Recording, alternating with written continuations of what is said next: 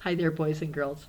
Mr. Caterpillar is here with us today for our nonfiction selection, Butterflies in the Garden. Ooh, butterflies in the garden. That must mean there's caterpillars in the garden too, Mrs. Neve. I think so, Mr. Caterpillar. Oh boy, let's read. I'll be over here. Very good. Well, boys and girls, this is a nonfiction book. There's true facts about butterflies. Some of these things we already have learned, but there'll be new things to know too. In fact, if you are still gathering information and doing research for your insect report in your journals, you might pick up some good information here to help you with your report. All right, Butterflies in the Garden. Here is our title page, Butterflies in the Garden, and it's by Carol Lerner.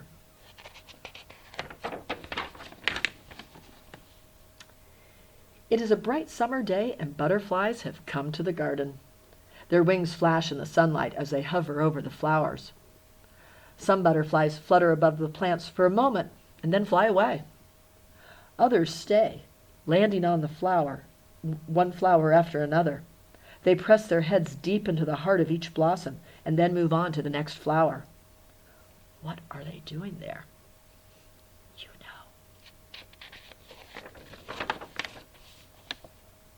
They are looking for nectar. Nectar is a sugary liquid that is made by some plants and stored deep within their flowers. It is the main food of most butterflies. Some kinds of butterflies take nectar wherever they find it. Others eat from only certain kinds of flowers. So it just depends on the butterfly what kind it is. First, the butterfly tastes the flower by touching it with special hairs on the ends of its legs. When it finds nectar, a long tube, called a proboscis, unrolls to reach the nectar supply. After the butterfly has eaten, the proboscis rolls up into a tight coil. Ah, yes, we learned about the proboscis, remember? So here's the proboscis when it's extended here. That can go deep into the flower to reach the nectar. And there's the proboscis when it's rolled up.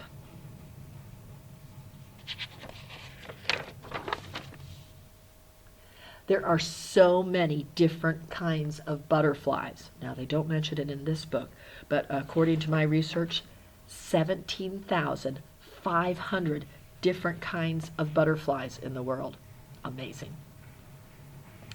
They are divided into groups called families. Their shapes and colors give us hints about what family each belongs to. Here are some you might see in your garden. Swallowtails. Swallowtails are large butterflies. They are named for the tails on their back wings. The tails look a little like the long forked tails of barn swallows. That's a kind of bird. So there's the tails at the end of the wings there. Whites and sulfurs are small to medium with white, yellow, or orange wings. Gossamer wings are small and colorful. Many are bright blue, red, or orange. This family includes the hair streaks, butterflies with thread-like tails on their back wings, similar to the swallowtails. Here, I'll move this closer so you can see the little thread-like tails there. Yeah, gossamer wings. Brushfoots, and they're the ones down here, brushfoots have many members in their family. Other butterflies walk on 6 legs, but brushfoots use only 4. Well, there's some new information. Their 2 front legs are very small and are covered with hair like a brush. These legs are folded against their bodies. Some brushfoots have dull colors, but many are bright and boldly marked. So there's your brushfoots there. Interesting. They have 6 legs, but they only walk on 4 of them. The other 2 in the front are up close to their body. 2 plus 4 equals 6. Skippers are small to medium in size. Most have orange or brown coloring. Skippers are known for their thick bodies and little hooks at the ends of their feelers. They are quick and darting. So these are your skippers on this page. Invite butterflies to your own garden by planting flowers with plenty of nectar. Arrange the flowers in groups, with 3 or more of the same kind growing close together. A big splash of color will get the attention of hungry butterflies. These butterfly plants grow quickly. You can plant seeds in spring and have flowers by summer. I think one of our other books talked about planting a butterfly garden too.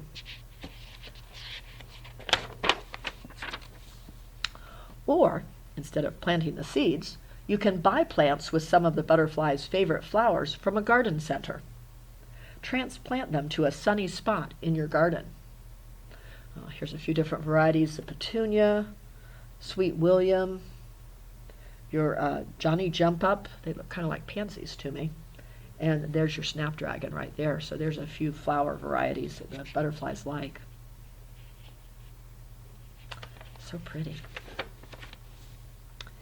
Instead of using flowers that will live for just one summer, you can buy some perennial butterfly plants.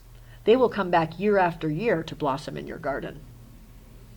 So here's some examples of some perennials. They've got the purple coneflower there, daisies, oh we like those, asters, phlox. Never use poisons on any of the plants in your garden. Poisons that kill plant pests will also hurt the butterflies.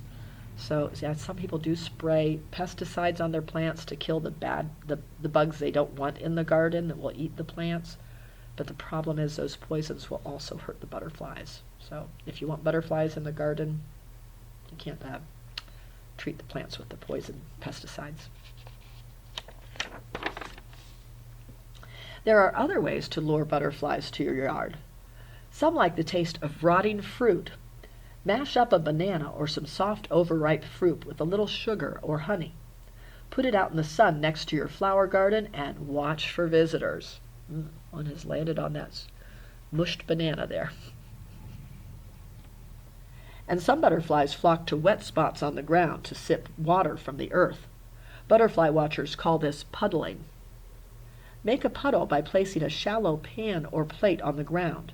Fill it to the brim with sand or mud and keep it wet. Add a few stones and the butterflies can come sit on them. So that's a good idea. Get a little kind of a mud puddle there for the butterflies to come to.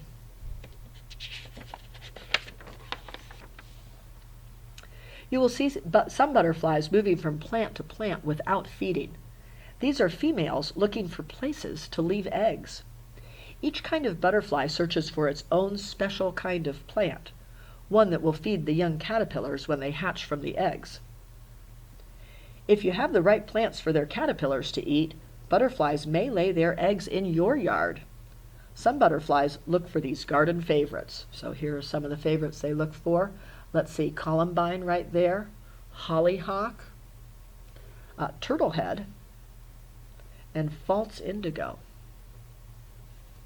Now, of course, you could do some research on the internet or ask at a garden center. They could probably help you out with that. Other kinds of butterflies lay their eggs on the leaves of vegetables that you could grow in your garden. So we've got parsley there and cabbage, and there's a carrot. You can see the part you eat is the root growing down there. Yep, some caterpillars there. Now, some common weedy plants are food for many caterpillars. Do you have a sunny corner where you could let long grass and weeds grow for a summer? Some butterflies like that for their caterpillars. There's a thistle, a white sweet clover, pink clover, and milkweed. Considered weeds, but some caterpillars like them. Keep your eyes on these plants on sunny days when butterflies are flying. Look over the leaves and stems after butterflies visit and try to find these tiny eggs. You might be able to watch as the eggs hatch and the caterpillars grow. So here we've got some butterflies visiting, and the eggs are very tiny. This is as if you were looking at it with a magnifying lens. Very tiny indeed. When it is old enough to leave its egg, the caterpillar wriggles out. The tiny caterpillar is an eating machine with strong jaws for chewing the plant. It eats and grows until it is too big for its skin. Then the skin splits apart and the caterpillar crawls out in a fresh new skin. and goes on eating until it must shed its skin again, and again, and again. We've learned about this. The caterpillar, of course, is in stage 2 of the butterfly life cycle. Finally, the full-grown caterpillar stops eating. It moves to a safe resting place on a plant and attaches itself there. Its skin splits for the last time, leaving the caterpillar hanging from the plant, covered by a hard, thin shell. It stays there for days or weeks, not moving. But inside its tough shell, great changes are going on. The caterpillar is becoming a butterfly. And you know what that hard shell is called? A chrysalis, or a pupa. At last, the shell splits open and the new butterfly crawls out. Yes, it emerges. It waits until its crumpled wings spread out to their full size. Then the butterfly lifts onto its first flight. It's pretty exciting.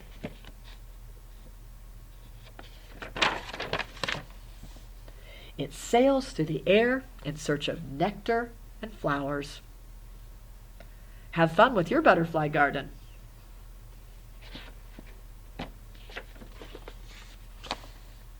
And here's a page where you can see some of the many kinds of beautiful butterflies there. There's one of those swallowtails. It's called a zebra swallowtail. Oh, I can see why, yeah. Look at those stripes, like a zebra. This is a giant swallowtail. It must be very big, and of course you can see the tails there. And this is the eastern black swallowtail. And here we've got a viceroy. That one looks a lot like a monarch, doesn't it? Okay, just to name a few. So beautiful. Wow, interesting facts about butterflies. And you never know when one might fly by and visit. Look at that butterfly. And guess what? It has a poem on it.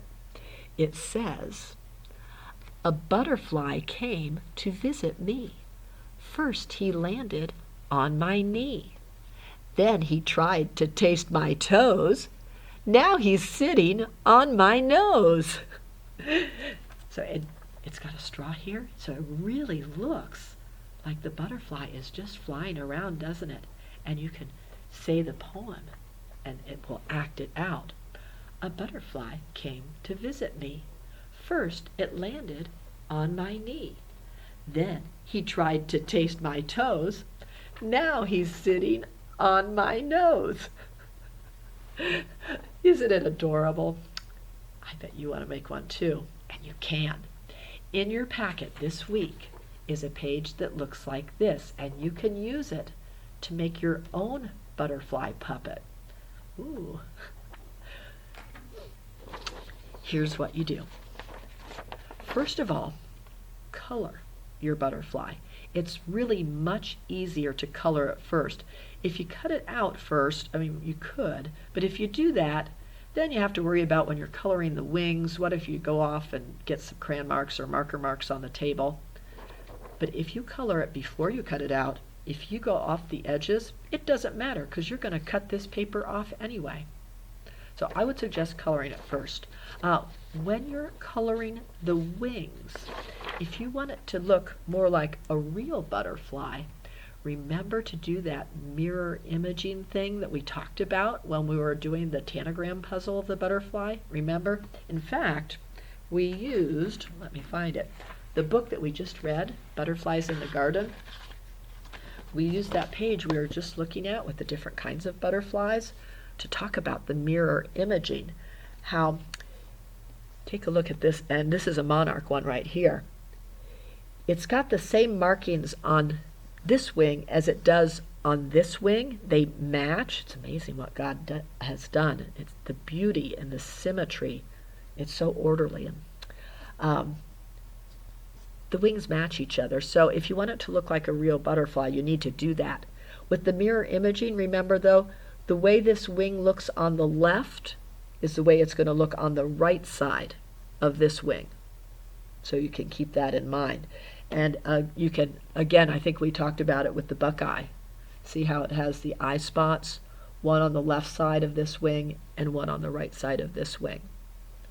So you can have fun coloring your butterfly wings any way you want. If you want it to look like a real butterfly, you could look some up on the internet, or maybe you have a butterfly book at home and you could do it from that. Or you could just make up your own butterfly. This is one that I just made up. Now I did stripes because then it's really easy to do the mirror imaging thing. And I just had them kind of a little bit curved, but as you can see, I've got the same colors across on each side, and I did follow a little pattern. It's up to you. When you color the butterfly's body there, you'll notice they didn't make it like a real butterfly would look. They don't have a head, a thorax, and an abdomen. They just thought it would be easier that way, I'm sure. And I just colored it in with a light black there. Crayons or markers, either one, up to you. Now, once you get it all colored, then it's time to cut it out. Let's see, here's my other page.